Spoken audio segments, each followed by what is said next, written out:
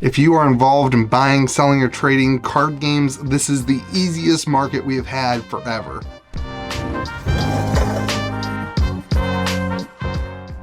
Well, what is going on, everyone? Welcome back to Kitchen Table TCG. My name is Louie, and I hope you're having yourself a fantastic day. Today, I wanted to have a conversation about what I'm seeing in the overall market. We're not going to go individual games this time. I'm going to talk to you about this side of the screen, what it's like to own a card game store in this market, and what I hear from other stores, both ones that are successful right now and stores that are struggling right now. It's really interesting to be in the middle and kind of hear from different things, and also to have gone through it over the 2022 to 2023 kind of bear market, and now we're in this 2024 to 2025 absolutely surging, chaotic, insane market that looks like a little bit of a bubble. It looks like a little bit of a bubble. So let's have a conversation about this. First of all, right now we're in this collectible surge. Everything's going nuts. Pokemon leading the way, completely parabolic. I mean, we're talking about PSA 10s that were $80 2 months ago.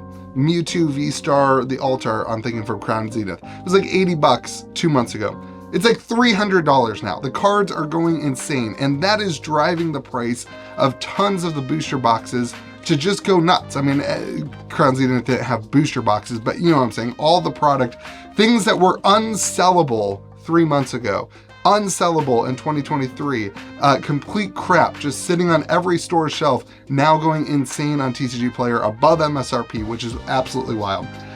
Boxes then, because of all this, are non-existent. I'm hearing other stores in our area basically have no product. There's nothing. They have no product for Pokemon.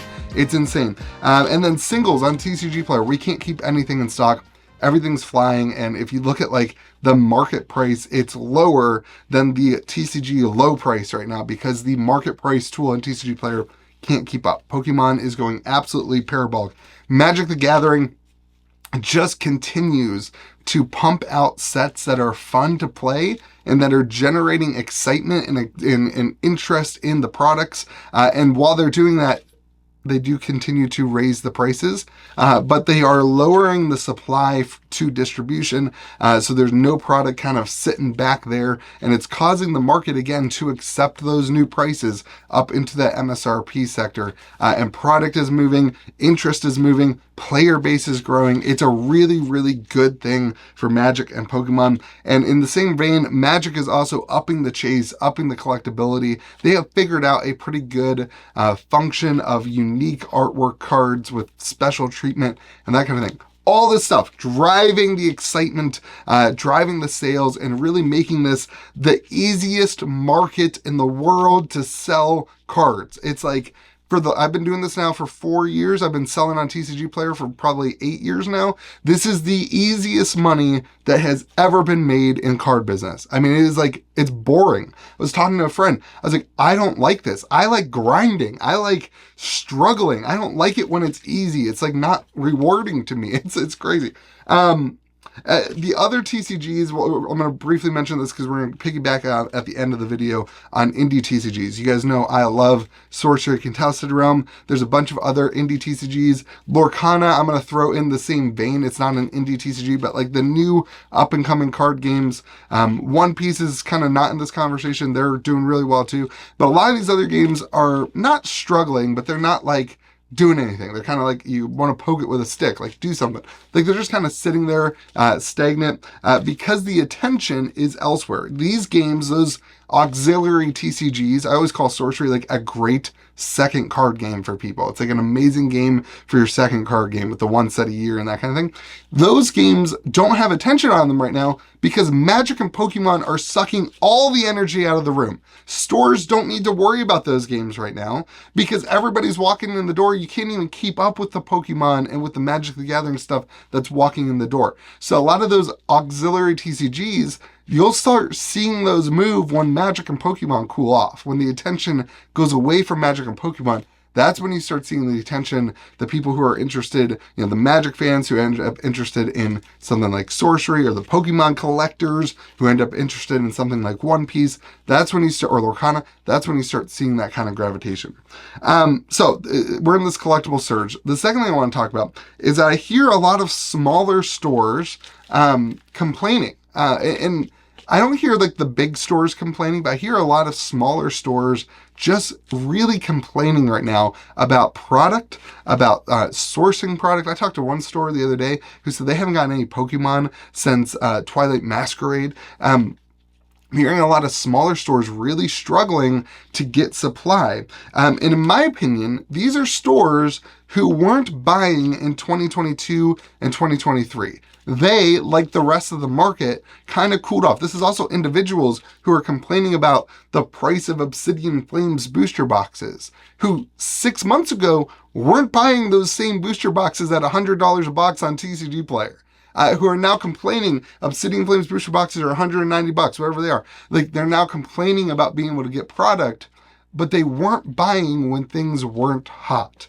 And so I'm seeing that stores and individuals who are upset are those who were not participating in the hobby in 2022, 2023.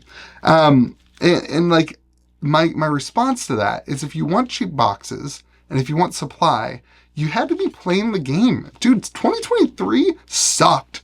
That year was awful. Like, we struggled. We didn't struggle, but like, I was buying product. I was buying, 200 boxes of Pokemon on a release, and we were selling like 20 of them. Like, it was rough. Like, you had to get creative with the way that cash flow worked. But I knew at some point the market would shift. And, what we did, we lowered leading into that, the market was hot in 2021, 2022, when we started as a store, the market was pretty hot. And what we did is we lowered our prices. We used to charge like $130 a box for Pokemon sets. That's like 25% profit margin or something like that. We lowered our prices to like $115 to $120. I think at one point we were selling Scarlet and Violet boxes for $100 in store. Break-even prices, just to kind of keep the market going and keep things interested, and still people weren't buying stuff. Magic, we had the same problem. I remember, Commander Masters, you couldn't give that away. Like, nobody wanted it because the price was so high. But now you're starting to see the shift, and the stores who stuck around, the stores that kept calling their reps, kept calling their distribution, those stores are probably not the ones complaining. Those stores are the ones that probably still have some product. Those stores are the ones that are continuing to go through the motions and to continue, focusing on their business and not really looking at the craziness of the market and complaining about not getting product. So it's really interesting. I think one of the things I've learned over the last couple months or years is that you have to, and this is not rocket science, but you need to hear this again. Whether you are a local store or an individual, this matters. If you care about the hobby, if you love this hobby, if you want Pokemon boxes, if you want Magicthegathering boxes, you have to be buying when other people aren't. This is not the time to FOMO in to Obsidian Flames. Like, Obsidian Flames is baffling to me. The Obsidian Flames promo in the ETB. You used to not be able to sell an ETB for $35. The Charmander promo is like a $30 card now. It's absolutely crazy. If you care about the hobby, you have to slow yourself down in this market. This is not the time to be really acquiring and buying. If you care about buying, selling, trading, that kind of thing, this is the time to be moving some of the things that you bought when things were really, really boring and slow and low. Which brings me to this last point. For stores across the board, for individuals across the board, I firmly believe that this is selling season. This is the time to agree to sell the box. I mean, like, this is not the time, in my opinion, to hold on to a case of Surging Sparks, right? The latest Pokemon set. This is not the time to really dive in and hold on to a bunch of sealed product of Magic the Gathering.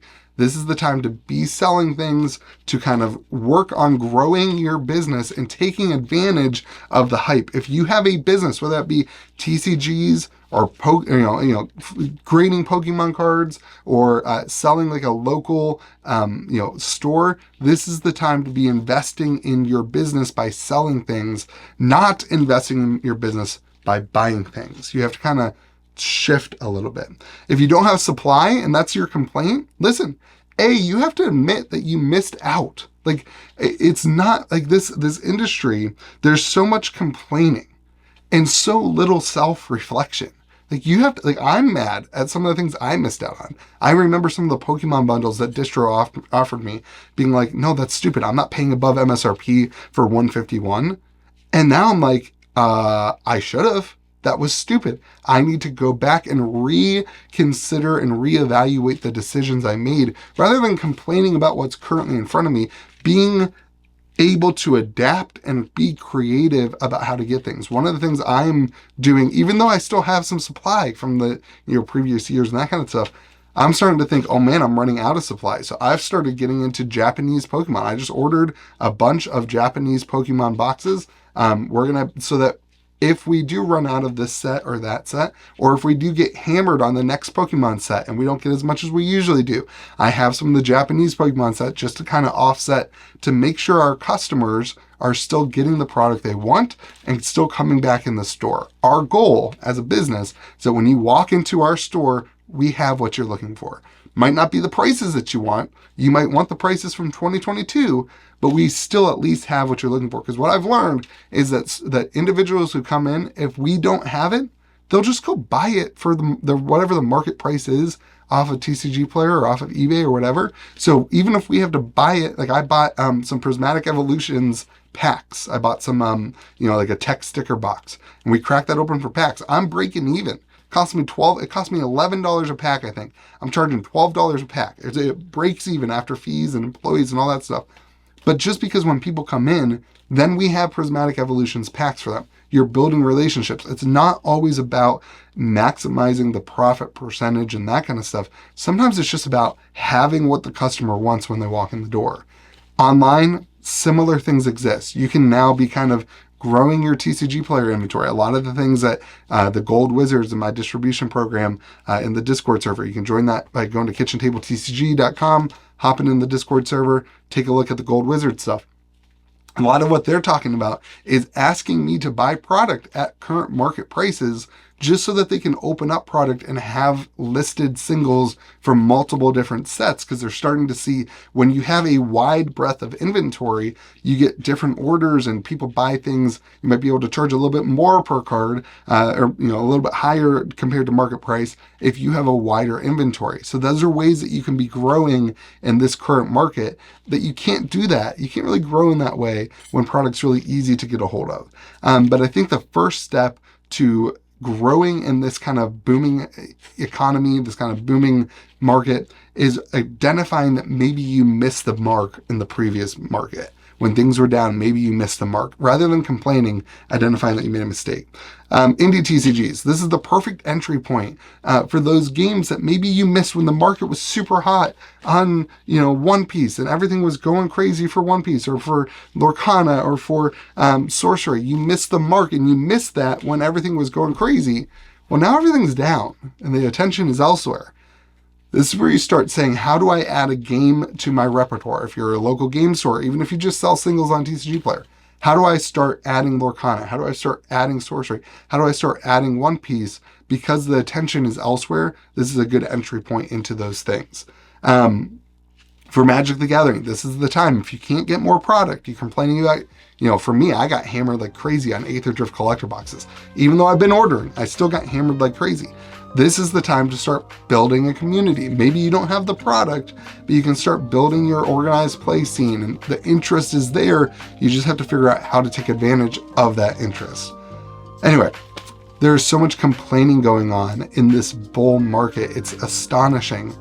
Stores, individuals who are selling, instead of complaining, adapt, persevere. This business, this industry rewards those who persevere, who don't just run away when things get hard, and who grind through the process of sometimes not making enough money, sometimes not being able to sell that card that you bought.